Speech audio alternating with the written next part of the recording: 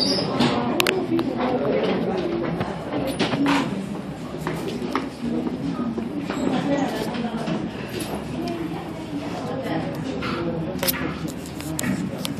buenas tardes. Uy, hemos quedado poquitos.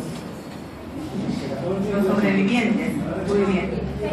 El tema del síndrome de intestino irritable es uno de los trastornos funcionales, así como de la dispepsia, que seguramente ya ustedes han tenido la teoría previamente. Así que ese es un tema que está englobado dentro de lo que se llama patología funcional en el sistema digestivo, ¿no?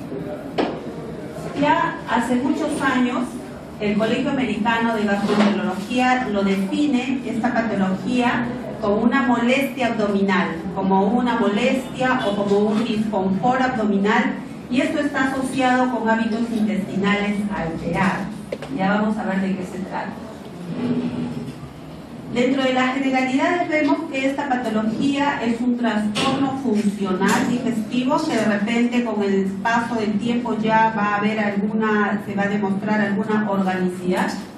Es caracterizado por el malestar o dolor abdominal que lo refieren los pacientes generalmente en el abdomen inferior, y esa molestia o disconfort puede estar asociado con hábitos en la forma de las deposiciones, en la forma, en la frecuencia de las deposiciones, y asociado también con meteorismo, distensión abdominal, que a veces es el motivo por el que el paciente lo trae más a la consulta.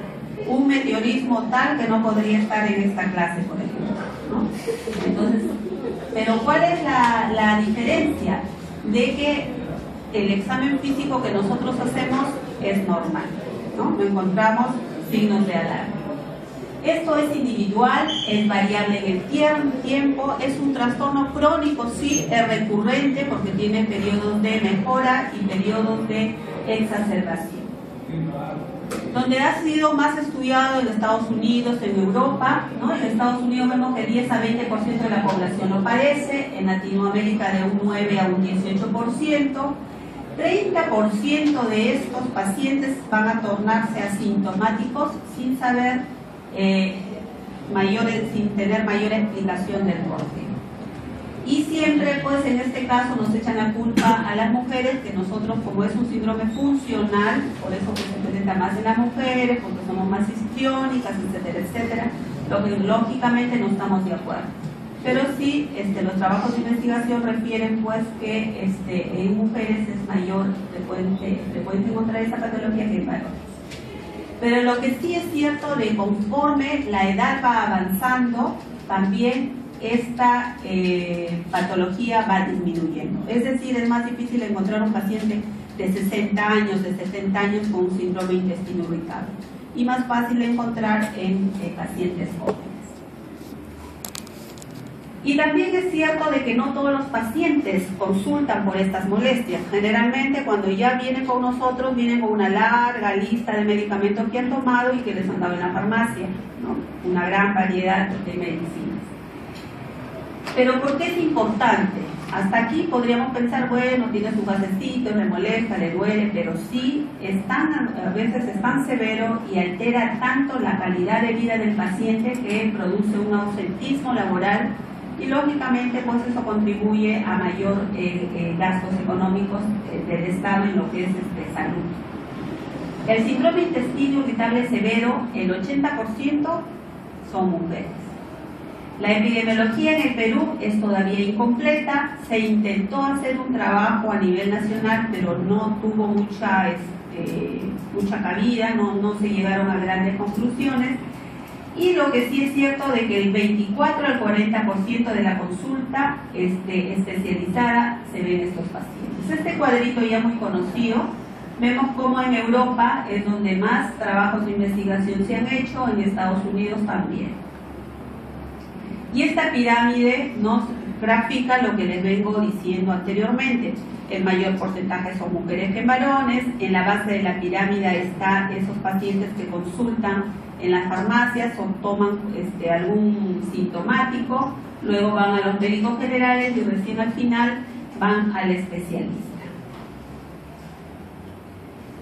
Pero no solamente los síntomas van a ser dirigidos a la parte digestiva en sí, sino también van a haber síntomas extradigestivos, cefalea, dolor lumbar, dispareumia, ¿no? Alteraciones también en la frecuencia urinaria, sensaciones de vaciamiento incompleto, una sensibilidad y malestar muscular que lo refiere muy continuamente el paciente, son signos a tener en cuenta.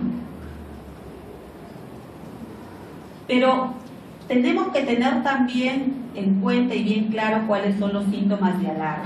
¿Por qué? Porque de repente estamos tratando a un paciente que nos viene a la consulta, ¿no?, con un síndrome intestino irritable, pero cuando venimos a darnos cuenta tiene un cáncer de colon, tiene alguna neoplasia oculta.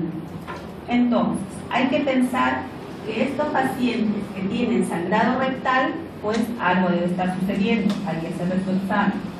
Que nuestro paciente comience a perder peso a pesar de que su alimentación refiere siendo la misma, que haya una diarrea persistente, ya nos hace pensar en todo el resto de patologías. En la clase de diarrea crónica seguramente ella también ha mencionado, que la distensión abdominal sea reciente y constante, nos habla de un ilio, nos habla de un problema obstructivo, que el paciente esté pálido, que tenga un hemograma con una anemia, que haya fiebre, que los síntomas sean recientes, o sea, en pacientes mayores de 50 años, pues hay que descartar organicidad antes de catalogarlo como intestino irritable.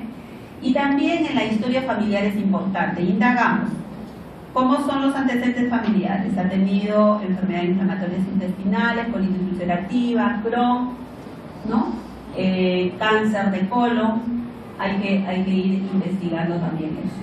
Y generalmente estos pacientes, sus síntomas no son nocturnos, ¿no? Si el paciente se despierta por las molestias, generalmente pues no es un síndrome de intestino irritable. ¿Y cómo explicar toda esta gran variedad de síntomas del paciente?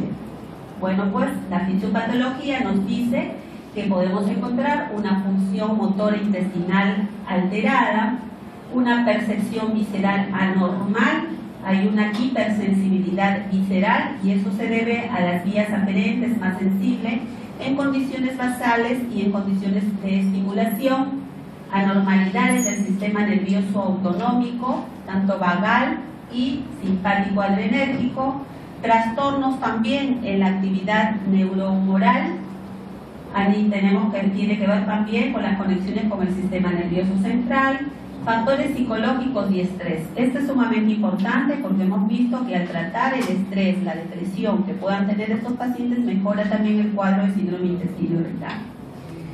La dieta de igual forma, ¿no? Si de repente es un síndrome intestino irritable con diarrea y le damos muchos fructosa, sorbitol, pues va a desencadenar, o si es un síndrome intestino irritable con estreñimiento y le quitamos las fibras de la dieta, pues se va a exacerbar sus molestias, ¿no? Las infecciones también actuarían como inductores de la sintomatología.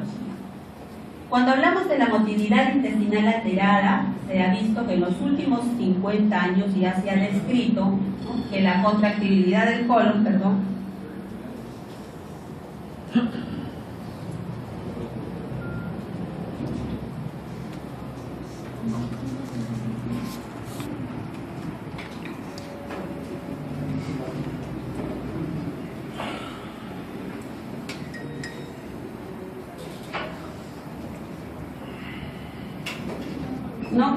la contractibilidad del colon y del intestino delgado en estos pacientes con síndrome intestino irritable.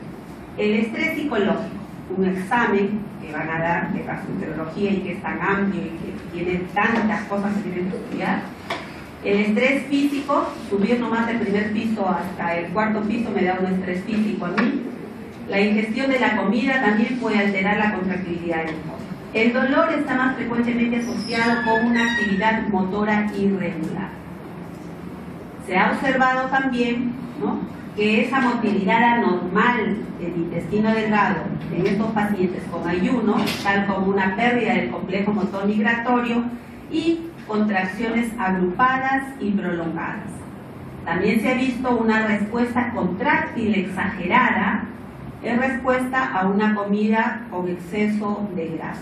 Entonces vemos nosotros cómo van a desencadenar la dieta también este síndrome intestino irritable. La hipersensibilidad visceral, pues, se hicieron estudios, ¿no?, donde se insuflaban balones en el recto sigmoides y en el ilio distal, y han demostrado que esos pacientes que tienen el síndrome intestino irritable experimentan dolor y sensación de distensión con los volúmenes del balón y compresiones que son muy menores a los que se les aplica a pacientes aparentemente sanos, ¿no? Por eso se habla de hipersensibilidad visceral. Y la posible explicación que daban es que la sensibilidad de los receptores en la víscera están alterados o están hiperestimulados a través de la puesta en función de nociceptores y lentes en respuesta a lo que es la isquemia por la compresión, la distensión, ¿no?, en el contenido intraluminal, infecciones o algunos factores psiquiátricos. Entonces, como vemos, ya tanto lo de funcional ya como que va perdiendo un poco el peso, ¿no? De repente, como les decía al inicio, en algún momento se va a descubrir que sí hay factores, pues, importantes que tienen que ver con esa patología. Las anormalidades en el sistema nervioso central podría ser, pues, que estos pacientes, ¿no?, que en estos pacientes exista una excitabilidad, no de la que ustedes conocen, sino una excitabilidad incrementada de las neuronas en los cuernos dorsales de la médula espinal, un área rica en neurotransmisores como lo que son las catecolaminas, la serotonina, ya entramos en la parte bioquímica. Centralmente puede haber diferencias en la manera que el cerebro va a modular esas señales aferentes de las neuronas a nivel del cuerno dorsal a través de las vías ascendentes. Entonces, sí, nuestros investigadores están tratando de explicar el por qué se presenta este síndrome de intestino irritable, ¿no? Y los factores psicosociales. Esto es también importante saberlo porque el estrés psicosocial puede alterar la función motora en el intestino delgado y en el colon, tanto en sujetos normales como en estos pacientes que tienen el síndrome intestino irritable. Otros factores también pueden ser la somatización y lo que les comentaba, esa depresión, esa ansiedad, ese estrés en estos pacientes, pues van a desencadenar que tengan esta sintomatología. El imbalance de los neurotransmisores, el 5% de la serotonina está localizado en el sistema nervioso central. El 95% restante está en el tracto gastrointestinal, dentro de las células enterocromafines, las neuronas, células mastoides y células del músculo liso. Por eso también la terapéutica, el tratamiento, la investigación está orientado a este imbalance. Cuando la serotonina es liberada por las células enterocromafines, van a estimular, ¿no?, las fibras de los nervios vagales aferentes extrínsecos y también las fibras nerviosas entéricas aferentes intrínsecas. Esto da una respuesta fisiológica, tal como una secreción intestinal, el reflejo peristáltico y los síntomas como náuseas, vómitos, que el paciente refiera un dolor abdominal y también una distensión abdominal o meteorismo. Y hay evidencias preliminares que sugieren que estos pacientes tienen niveles incrementados de serotonina en el plasma y en el colon recto-sigmoides. Y estos neurotransmisores pueden proveer nexos no solo entre esa contractibilidad intestinal y la sensibilidad visceral, pero también entre los sistemas nerviosos entéricos y el sistema nervioso central. Vean ustedes cómo todo se va concatenando. Pero también se vio que pacientes que desarrollaron infecciones intestinales agudas, severas, de repente inician luego con un síndrome de intestino irritable. Entonces tiene que ver la infección e inflamación. Hay cierta evidencia que la inflamación de la mucosa entérica o plexos neurales inician o contribuye a los síntomas asociados a este síndrome intestino irritable. Citoquinas inflamatorias en la mucosa pueden activar esa sensibilidad periférica o hipermotilidad. Y algunos autores consideran que en pacientes con enteritis infecciosa, la presencia de hipocondriasis y eventos estresantes en ese momento de la infección aguda predice el desarrollo subsecuente del síndrome intestinal irritable. Entonces, también vemos pues en la consulta pacientes que vienen con ese problema, generalmente pues por Campylobacter enteritis, y desarrollan, luego vienen y no hay una mejora, hay distensión, hay disconfort, persisten a veces con deposiciones líquidas. Pero como ven ustedes, esta patología pues es media compleja, un poco ¿cómo nosotros podemos determinar que nuestro paciente está con este problema? Al inicio se crearon los criterios de Manning, que fueron ya insuficientes, criterios de Roma 1, pasaron a los criterios de Roma 2, que estuvieron por mucho tiempo, y ahora lo que nos rige son los criterios de Roma 3.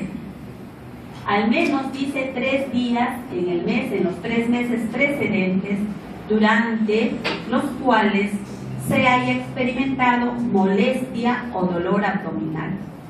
Pero esta molestia o dolor abdominal se asocie a 2 de las siguientes características. Que nuestro paciente vaya al baño, haga su deposición y se alivie. Mucho coqueteo por ahí, mucho coqueteo. ¿Ya, chicos? Ya falta poco, ya falta poco. Bien. Entonces, como volvemos a repetir, que tenga 2 de las siguientes características, que se alivie con la defecación, ¿no? Y eso se ve, el paciente dice, doctora, estoy saliendo de la casa, me llama al baño, voy, defeco, me alivia el dolor, la molestia. Pero a veces tienden otra vez a repetir eso y vuelven otra vez al baño. Entonces, allí ya nos ponemos en alerta. Que estas molestias o disconfort abdominal sea asociado con cambios en la frecuencia de las evacuaciones. De repente, ¿cuántas veces al día haces tu deposición? Normal. 1 vez al día. ¿Tú? 1, la mayoría 1. ¿Quién va más? 2, 3, ¿no? Y es siempre, es normal para algunos pacientes. Para mí, 1 suficiente. De repente toda la vida siempre han hecho 2 veces o 3 veces, sí, eso no hay problema. Entonces hay que ver cuál es el basal en estos pacientes. Pero de repente, yo que normalmente hago 1 vez al día, de repente comienzo a hacer cada 2, cada 3, o de repente comienzo a hacer 2 o 3 veces al día. Entonces ya me está cambiando esa frecuencia. Por eso es importante la anamnesis en estos pacientes. Uno, para diagnosticar, generalmente con la clínica, con la sintomatología, se tiene que sentar y hablar bastante con estos pacientes, ¿no? La parte ya de métodos diagnósticos nos sirven para descartar. Y también que se asocie con cambio en la forma de las heces. Ay, doctora, yo normal hacía mi caquita bien formada, gordita, y de repente no sé qué pasa, pero ahora estoy haciendo como bolitas, como los carneros. O de repente están desmenuzados, como estalactitas, ¿no? O de repente ya son semilíquidas, y hay un cambio en la forma. Entonces, todo eso es importante. Estos criterios de Roma 3, los especialistas a nivel mundial, en el Congreso Mundial en el 2005 en Toronto, no, en Montreal, se reunieron y era puertas cerradas. Y tuve la oportunidad de estar y todos afuera, queríamos saber más o menos qué cosas, qué cambios iban a hacer de los criterios de Roma 2 al 3. Lo único es en el tiempo. En el Roma 2 habla de 6 meses y acá se habla pues de 3 meses, ¿no? Y todo eso se publicó en el Gastroenterology en abril de 2006 y nos rige hasta ahora. De repente ya también se está pensando en cambiar. Pero Roma 3 sacó subgrupos muy definidos. Entonces nos habla de un dolor o molestia y haya un predominio de constipación. Dolor o molestia con predominio de diarrea. Y el problema es para estos pacientes que tienen la forma alternante. Periodos de estreñimiento, periodos de diarrea. Se estreñen, diarrea. Ahí sí hay que actuar en el síntoma. Hay que excluir enfermedad orgánica. Se dice mucho en la literatura que el síndrome de intestino irritable es un diagnóstico clínico, es un diagnóstico por la sintomatología, la anamnesis y la historia clínica. Pero en nuestro medio, que hay parasitosis abundante, pues hay que pedir un parasitológico. En nuestro medio, que de repente pues hay un cáncer de colon que está incrementando, hay que pedir algunos exámenes dependiendo de la edad de nuestro paciente. Hacemos un buen examen físico, que no haya masas, que no haya tumoraciones, que no haya ganglios, ¿no? Un hemograma con su velocidad de sedimentación, si tiene diarrea crónica, de repente es una tuberculosis intestinal. La función tiroidea, recuerden ustedes que el hipo- y hipertiroidismo va con estreñimiento, con diarrea. La valoración psicosocial, importante. ¿Cómo está? El entorno familiar, se peleó con la enamorada, está bien, de repente en la casa hay problemas familiares, lo botaron de la casa, etcétera, porque no estudió, porque desaprobó, etcétera, ¿no? Entonces la valoración psicosocial es importante. La exploración de las heces, ¿no? Vamos a ver un coprológico funcional, su parasitológico. La radiografía del colon, bueno, en algunos casos podría ayudar, pero más vamos nosotros a lo que es la sigmoidoscopía flexible o la colonoscopía, mejor aún si es pacientes pues de más de 50 años. Entonces, tengamos en cuenta nuestros análisis. Y así tenemos, ¿no?, síndrome intestino irritable con constipación, con diarrea predominante y este porcentaje de pacientes que tienen alternancia. Los síntomas es importante porque nosotros vamos a dar el tratamiento de acuerdo al síntoma predominante. Es así que puede predominar el estreñimiento, la diarrea o la distensión o dolor o el meteorismo.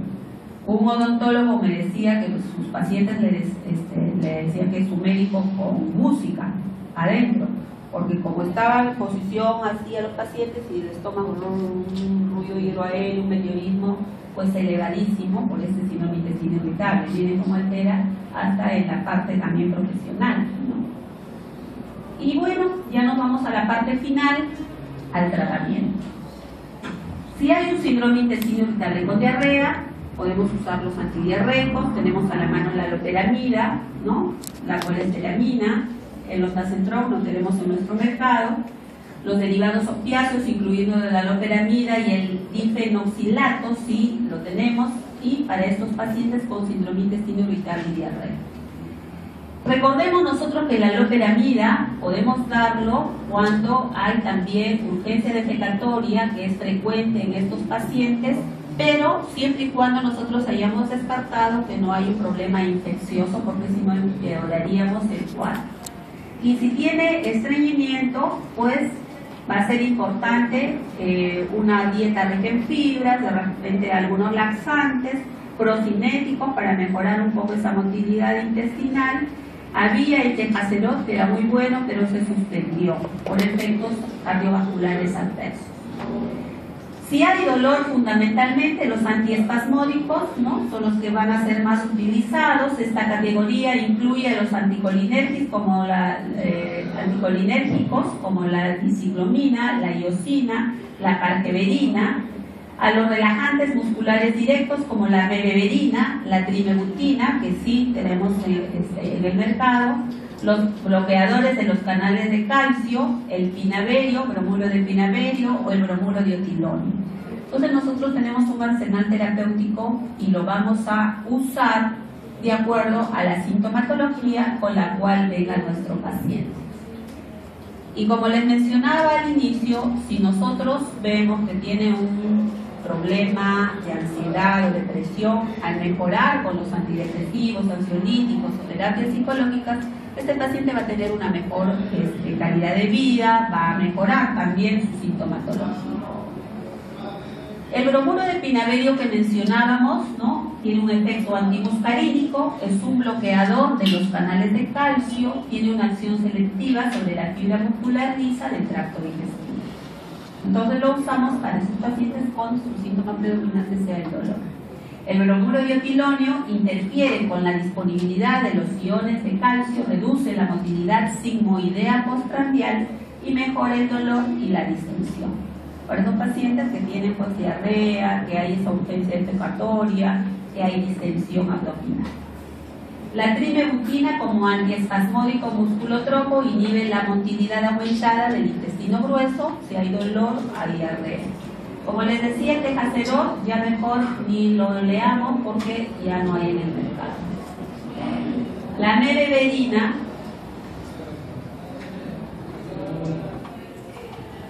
es un antiespasmódico mediante el bloqueo de los canales de sodio que permite la entrada de calcio para esos pacientes que requieren dolor tipo contracción muscular.